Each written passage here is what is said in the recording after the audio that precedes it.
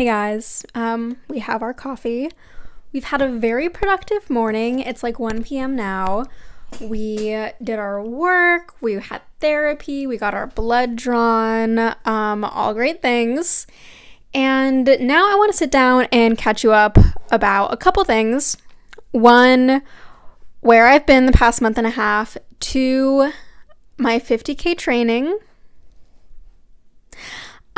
And three, what my future plans are.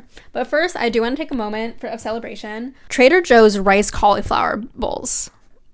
Let's talk about this because for years, this was like what I lived off of. My mom would stock it up before I would come home to visit because I could easily go through one a day. But they stopped selling them for years. And I looked like sadly, forlornly every single time I went to Trader Joe's to see if they had them, and they did not. And this weekend I went and they finally had them back in stock. So I bought like a bazillion of them and I'm so thrilled that they're back. But anyway, so it's been a minute since I vlogged and I have started numerous videos and just every time I felt like it was just not hitting. I didn't want to film. I didn't really want to edit. It was just a situation, but I really missed doing it and I wanted to give you an update. So the last time I filmed, we were just starting on my peak weeks of 50K training. I had just run an 18-mile long run, which was my longest run training to that date.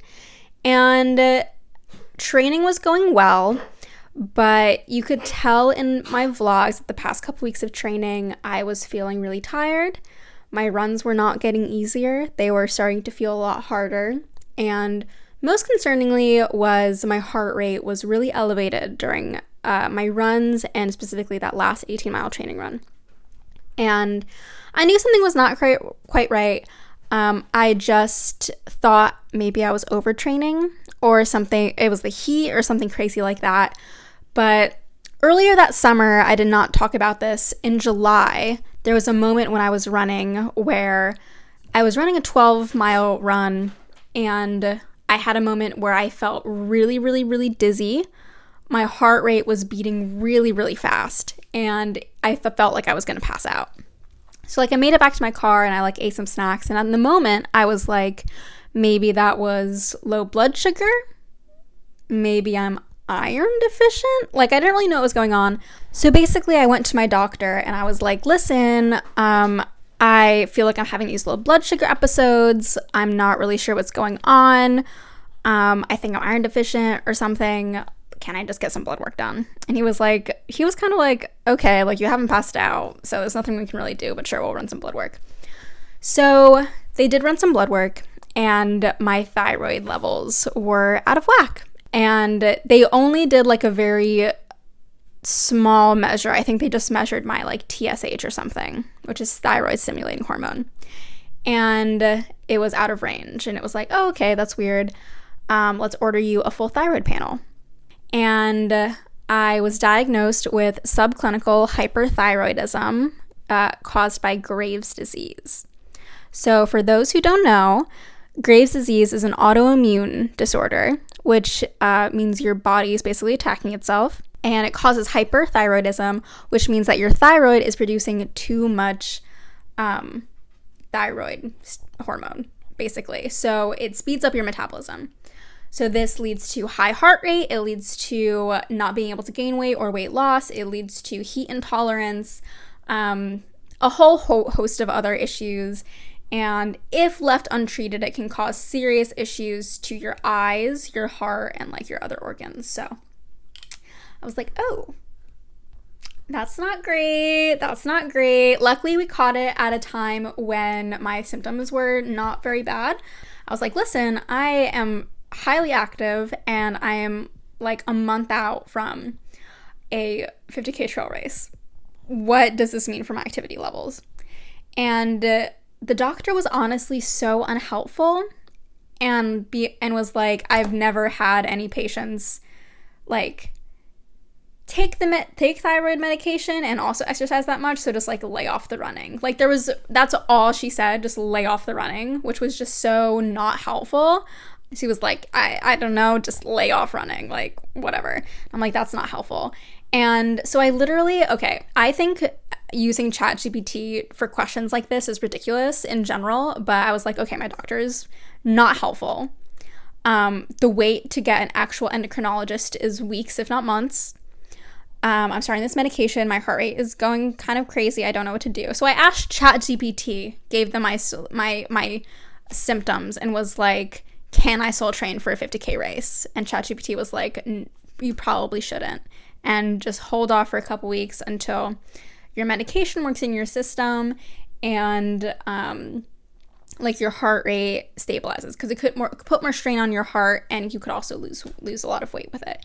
And I was like, me as someone who's incredibly skeptical about AI, I'm like, I can't believe I asked ChatGPT and they gave me better answers and better sources than an actual doctor. But all that aside, so in the span of a weekend between getting my blood test results back and getting that initial doctor's visit, basically 5 months of training went down the toilet, and I basically could not run my race. So that sucked. That was really unfortunate. And basically, when you start taking a thyroid medication, it does take a couple weeks for your body to register it. So your symptoms continue to progress. And so I basically just stopped all exercise cold turkey. And before my medication started working, I ended up trying to go on a 45-minute walk, and my heart rate reached 170. And a couple weeks later, maybe a month later, after starting my medication, when it was like still starting to work, etc., I tried going on my first run, and I had to stop because I was running like a 13-minute mile and my heart rate reached 195. So, basically I just had to stop running. And that's what's been going on the past month and a half. Crazily enough, that was the starting point to a whole cascade of other issues going on. Our dog got diagnosed with heart disease, my girlfriend had some health issues, and we had some crazy stuff happening at work. I'll spare you the work details because I don't know how much I want to talk about it, but some family stuff is going on, so it's looking like we're going to be rescuing a dog from some family members, and we're not really prepared for a second dog right now. And my entire windshield on my car needs to be replaced. Like, I can't even emphasize enough how deranged the past month and a half has been. I will say I am back to exercising very moderately. This morning I ran on the treadmill for 30 minutes and my heart rate stayed in the 130s. And I was able to lift weights, nothing very heavy, just dumbbells for another 30 minutes, and that was fine. I will say I'm feeling very fatigued and not very well. I'm feeling generally unwell. But I just got more blood work today, and I'm getting a thyroid ultrasound tomorrow, and hopefully I'll be able to see an endocrinologist soon. I don't know. They were booking 2 months out when I called the last one. And I scheduled an appointment, but my doctor gave me another referral, so hopefully they can see me sooner. But it's just, it's crazy. It's a little crazy. Kind of a downbeat update, I have to say. Things are a little deranged, and a big reason why I didn't want to update is because I found it to be incredibly disappointing that after vlogging for 5 months and dedicating 5 months to training and slogging it out for hours on the trail every weekend all summer, it just very unceremoniously ended, and just not in a way I was expecting. Pretty disappointing, but everything in life has a lesson, and when things get less crazy, we'll see what the lesson of all this is, because right now I don't know. But anyway, looking forward, the plan for this channel, I might be a little quiet the next month and a half. I don't really know. There are some videos I want to try out doing, like redecorating my office, and some other fun little vlogs that I'm filming just for the fun of it, that is not really following in line with the content I've done so far, which is basically just about running. I might do some planning videos and bullet journal videos, and I don't know. So that might carry me through the rest of the year, end of the year, but truly as soon as I feel well enough to do it, I do want to get back to running and my fitness, because I felt like I was on a really good trajectory and like I was really proud of my body and what I was capable of.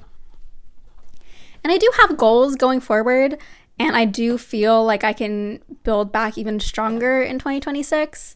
Like, I'd love to run a half marathon at under 2 hours. I've never done that before. I'd love to try again to run a 50K next fall. I'm lifting more now, and I really want to find a way to focus on my running goals while lifting and progressing while lifting and being able to fit in climbing.